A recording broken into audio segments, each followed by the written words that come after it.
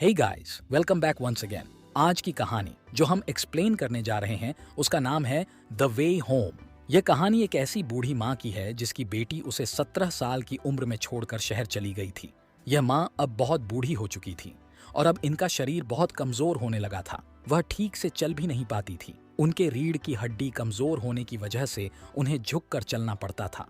इन्होंने अपनी पूरी जिंदगी अपनी बेटी के इंतजार में निकाल दी और जब उनकी बेटी कई सालों तक गांव नहीं आई तो इन्होंने दिन के कामकाज में व्यस्त रहना ही सही समझा। और इसी तरह कई साल बीत गए।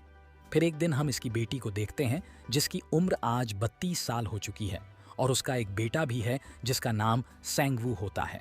सेंगवू की माँ 25 सालों बाद वापस अपने गांव जा रही है क्योंकि उसकी जॉब चली गई है और उसके पास इतने पैसे नहीं हैं कि वह अपने बच्चे को सही से पढ़ा सके। इसलिए आज उसे इतने सालों में पहली बार अपनी माँ की जरूरत पड़ी। वे लोग गांव के बस स्टैंड पर पहुंच जाते हैं जहां का एनवायरनमेंट देखकर सेंगवू अपनी माँ से कहता है कि चलो यहाँ से वापस चलो, मुझे यहाँ नहीं रहना।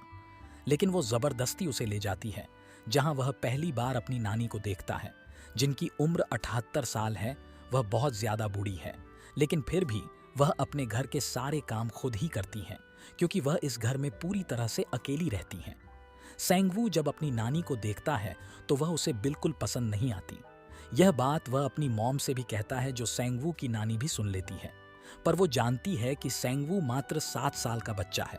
अगले दिन सेंगवू की मॉम सेंगवू की नानी से कहती है कि मुझे शहर जाना होगा, मेरी जॉब छूट चुकी है, मेरा डाइवोर्स भी हो चुका है और जल्दी मुझे दूसरी जॉब चाहिए। इसीलिए मैं अपने बेटे सेंगवू को कुछ दिनों के लिए आपके पास छोड़कर जा रही हूँ। हालांकि सेंगवू अपनी नानी के साथ बिल्कुल भी नहीं रहना चाहता, पर अब उसे यहाँ पर रहना पड़ता है। जल्दी उसकी मॉम यहाँ से चली जाती है। सेंगवू की नानी बहुत ज्यादा बूढ़ी है, इसीलिए वह कुछ बोल नहीं पाती। उन्हें बहुत कम दिखता है पर वह अच्छे से सुन सकती हैं। वह सेंगवू के पास जाती हैं, उससे इशारे से पूछती है, क्या तुम्हें भूख लगी है? सेंगवू उनसे बहुत ही रूडली बिहेव करता है और वहां से भागकर सीधा अपने कमरे में आ जाता है जहां पर वह उन खिलौनों से खेलता है जो उसकी मॉम ने उसे दिए थे। साथ ही वह खाना भी वही खाता है जो उसकी मॉम शहर से उसके लिए लाई थी। अब आधी रात को सेंगवू को पोटी लगती है तो वो करने के लिए जाता है लेकिन नानी उसके पास ही बैठी रहती है ताकि उसे डर ना लगे। दरअसल इस गांव में ना बिजली है ना पानी। अगली सुबह सेंगवू की नानी को दिखाया जाता है जो अपने कंधों पर बाल्टी टांग कर पानी भरने के लिए जा रही थी। वो पहले से झुककर चलती थी लेकिन फिर भी मेहनत कर रही है। तभी यहाँ पर गांव का एक लड़का आता है जो सेंगवू के पास बैठ जाता है और उससे बात करने की कोशिश करता है। लेकिन सेंगवू जिसका बिहेवियर बहुत ज्यादा रूड है वो उससे बिल्कुल बात नहीं करता। साथ ही उसके डॉग को एक लात भी मार देता है। यहाँ पर हमें पता चलता है कि सेंगवू की जो परवरिश शहर में हुई थी उससे वह बहुत ज्यादा बिगड़ चुका है। वह किसी की इज्जत नहीं करता। वह लड़का कहता है कि मैं यहाँ से जा रहा हूँ, लेकिन अगर तुम्हें मुझसे दोस्ती करनी है या मेरे साथ खेलना है तो मुझे बता देना, मैं वापस लौट कर आ जाऊंगा। इसके बाद वो लड़का वहां से चला जाता है। सेंगवू पूरा दिन इस गांव में अकेला ही खेलता रहता है। वह बाहर स्केट चलाने की भी कोशिश करता है लेकिन यहाँ की सड़कें ऐसी नहीं होती कि उस पर स्केटिंग की जा सके। इसीलिए वो घर के अंदर आकर अपने खिलौनों से खेलता है जहाँ पर उसकी नानी भी उसके साथ खेलती है। पर सेंगवू को इन बातों से कोई फर्क नहीं पड़ता। हालांकि उसकी नानी उसके चारों तरफ सफाई करती है, उसके सारे काम करती है, लेकिन फिर भी सेंगवू का अपनी नानी के साथ जो बिहेवियर होता है वह बहुत ज्यादा रूड होता है। उसकी नानी इस बात की परवाह नहीं करती क्योंकि सेंगवू उनका पोता है जो पहली बार उनके घर आया है। रात को नानी सुई में धागा डालने की कोशिश कर रही होती है लेकिन उनकी नजरें बहुत कमजोर हैं, इसीलिए सुई में धागा नहीं डाल पाती। वह सेंगवू से मदद मांगती है और पहली बार सेंगवू अपनी नानी की मदद करता है। तभी वहां पर एक कॉकरोच आ जाता है जिससे सेंगवू डर जाता है। पर उसकी नानी को इस तरह के माहौल में रहने की आदत है, इसीलिए बड़े आराम से वह उठाकर उस कॉकरोच को बाहर फेंक देती है जो देखकर सेंगवू को बहुत अजीब लगता है क्योंकि उसके मुताबिक कॉकरोच बहुत गंदे होते हैं, उन्हें छुआ नहीं जा सकता और नानी ने उसे छू लिया तो वो भी गंदी हो गई। अब एक दिन जब सेंगवू वो गेम खेल रहा होता है तो उसे पता चलता है कि उसकी बैटरी खत्म हो गई। इसलिए वो परेशान हो जाता है और से पैसे मांगने लगता है लेकिन उनके पास एक भी पैसे नहीं थे। वो पूरा घर को छान मारता है, तभी उसे कुछ नहीं मिलता। इसी चक्कर में वो गुस्से में आकर नानी का वो स्पेशल पोट भी तोड़ देता है जो उन्होंने सालों से संभाल कर रखा था, पर आज वो सेंगवू ने तोड़ दिया। लेकिन यहाँ तक वो नहीं रुकता, वो उनके सीले हुए जूते को कबाड़ में फेंक देता है, जिसकी वजह से उन्हें पैदल ही पहाड़ों पर चलकर जाना पड़ता है पानी लेने के लिए। और यहाँ अब सेंगवू को कैसी भी करके पैसे चाहिए थे, इसलिए वो देखता है कि नानी के पास एक चांदी की हेयर पी है। तो जब वो सो रही होती है तो वह उसे चुरा लेता है और भागते हुए उसे ले जाकर मार्केट में पिन के बदले बैटरी खरीदने की कोशिश करता है। लेकिन उसकी किस्मत उसका साथ नहीं देती। इस गांव में इस तरह की बैटरीज नहीं मिलती। और अब जब सेंगवू वापस आ रहा होता है तो नानी के घर का रास्ता भूल जाता है। हालांकि वो कई लोगों से पूछता भी है, लेकिन उसे नानी के घर का रास्ता नहीं मिलता। वही नानी जब उठती है तो वह देखती है कि उनकी चांदी की हेयर पिन गायब है। उन्हें पता है कि संगवू ने ऐसा किया होगा।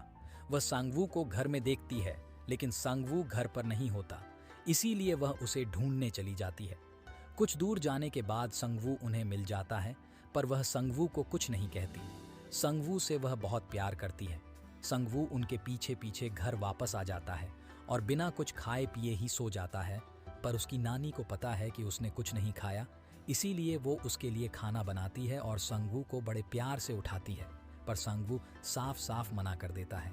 वो कहता है कि जो खाना मैं खाना चाहता हूँ वह खाना तुम कभी नहीं बना सकती। संगवू की नानी इशारों में कहती है कि अगर तुम मुझे बताओगे तो मैं ज़रूर बनाऊंगी। संगवू उन्हें फ़ोटो दिखाता है जो कि नॉन वेज की होती है, पर उनके पास पैसे नहीं हैं, इसीलिए वह अपने पड़ोस से पैसे मांगकर उसके लिए नॉन वेज लाती है। पर संगवू को वो भी पसंद नहीं आता, इसीलिए गुस्से में वहाँ से चला जाता है। पर वह बहुत ज़्यादा भूखा है, इसीलिए कुछ देर बाद वह वापस आकर उसी को खा लेता है। हालांकि संगवू को अपनी नानी के साथ रहते हुए अब कुछ दिन बीत चुके हैं, लेकिन फिर भी उसके दिल में अपनी नानी के लिए कोई प्यार नहीं होता। एक रात उसकी नानी की तबीयत खराब हो जाती है, जो देखकर संगवू को बिल्कुल अच्छा नहीं लगता, इसीलिए वह अपनी नानी को खाना खिलाता है। साथ ही वह देखता है कि उसने जो अपनी नानी की हेयर पिन चुराई थी, उसके बदले उसकी नानी ने बालों में कुछ अजीब सी चीज़ लगा रखी है, जो देखकर उसे बिल्कुल अच्छा नहीं लगता। इसीलिए वह अपनी नानी की चांदी की हेयर पिन वापस उनके बालों में लगा देता है। अगली सुबह वो बाहर जाता है, जहाँ पर एक लड़की होती है जिससे संगवू पूछता है, क्या तुम मेरे साथ खेलोगी? पर वो लड़की साफ साफ मना कर देती है, क्योंकि संगवू ने उसके खिलौने तोड़े थे। अब एक दिन संगवू अपनी नानी के साथ बाजार जाता है, जहाँ पर उसकी नानी को पंपकिन बेचने थे, जिनमें लोग बिल्कुल भी इंटरेस्ट नहीं ले रहे होते। संगवू जब मार्केट में घूम रहा होता है तभी उसे एक पेयर शूज़ दिखते हैं जो उसे बहुत पसंद आते हैं, पर उसके पास इन्हें खरीदने के लिए पैसे नहीं हैं। वो अपनी नानी के पास जाता है जिसने अब कुछ पैसे कमा लिए हैं। वो संगवू को लेकर एक रेस्टोरेंट में जाती है, जहाँ पर वो संगवू को उसकी पसंद का खाना खिलाती है। हालांकि संगवू को उस खाने को खाकर बहुत अच्छा लगता है, पर वो देखता है कि उसकी नानी ने जो पैसे बहुत मेहनत से कमाए थे वो वेस्ट हो रहे हैं। नानी के साथ जब वो बाहर जाता है तो उसे एक दुकान दिख जाती है जिसमें उसकी गेम की बैटरीज होती है, पर वह अपनी नानी से बैटरीज खरीदने के लिए नहीं कहता। अब ये दोनों बस स्टॉप पर आ जाते हैं और जब संगवू बस के अंदर जाता है तो वहाँ पर वही लड़की होती है जो उसी के गांव में रहती है, जिसके साथ उसने खेलने के लिए कहा था और उस लड़की ने मना कर दिया था। संगवू इस लड़की को पसंद करता है और उसकी नानी जब बस में चढ़ने वाली होती है तो वो उन्हें मना कर देता है। वो कहता है कि तुम दूसरी बस से आना। दरअसल वो इस लड़की के साथ अकेले ही सफ़र तय करना चाहता है। उसकी नानी उसकी इस जिद को भी मान लेती है। उनके पास कुछ सामान होता है जो संगवू से कहती है कि तुम सामान को अपने साथ ले जाओ, पर संगवू साफ साफ मना कर देता है।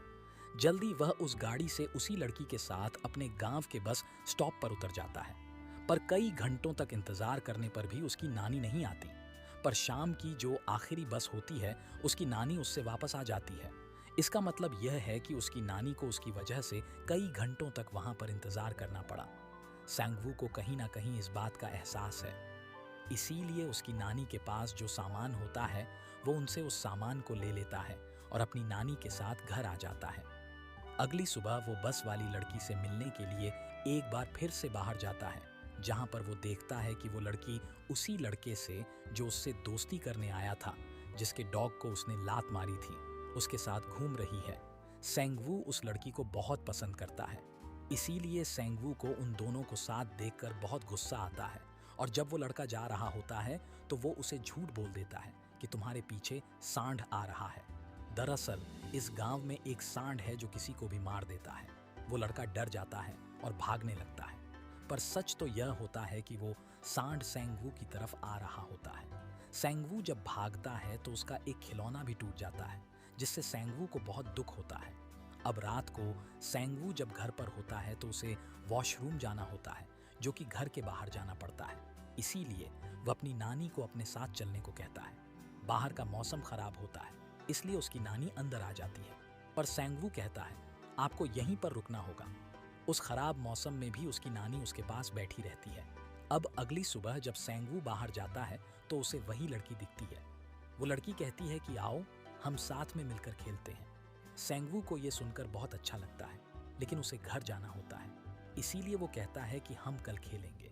सेंगवू उस लड़की के ऐसा कहने से बहुत खुश होता है, क्योंकि वह उसे पसंद करता है। अगली सुबह उस लड़की से मिलने जाने से पहले वह अपनी नानी से कहता है कि आप मेरा हेयर कट कर दो।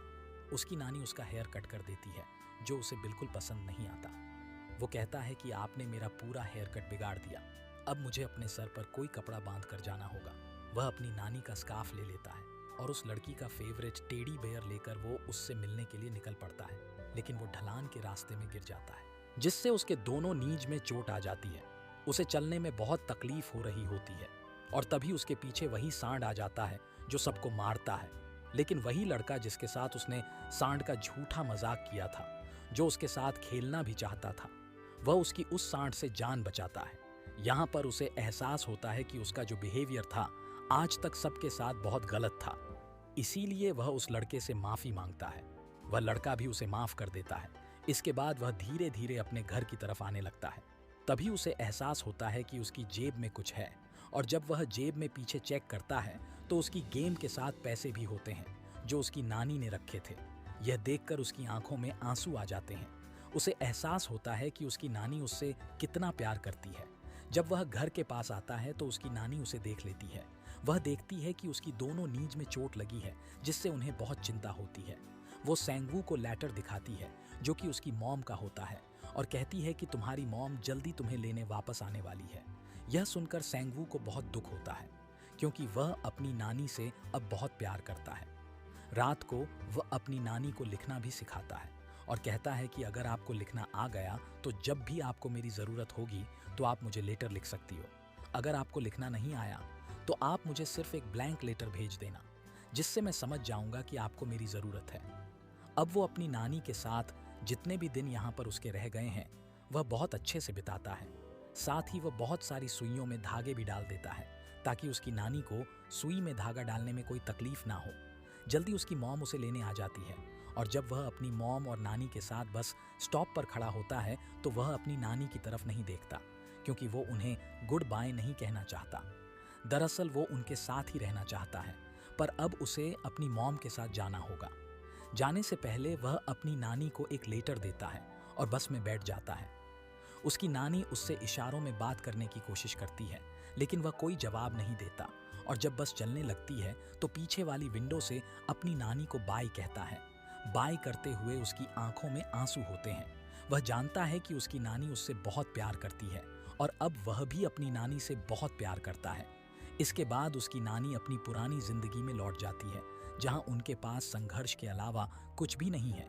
सेंगवू ने जो उन्हें लेटर दिया था वह उस लेटर को खोलती हैं, जिसके अंदर बहुत सारे सिंबल्स होते हैं, बहुत सारी फोटोज होती है, जिन्हें सेंगवू को पोस्ट करके नानी अपने दिल का हाल सेंगवू को बता सकती है। यह फिल्म इस दुनिया की सभी ग्रैंड मदर्स को डेडिकेट की गई है, और इसी के साथ ये शानदार मूवी यहाँ पर एंड हो जाती है।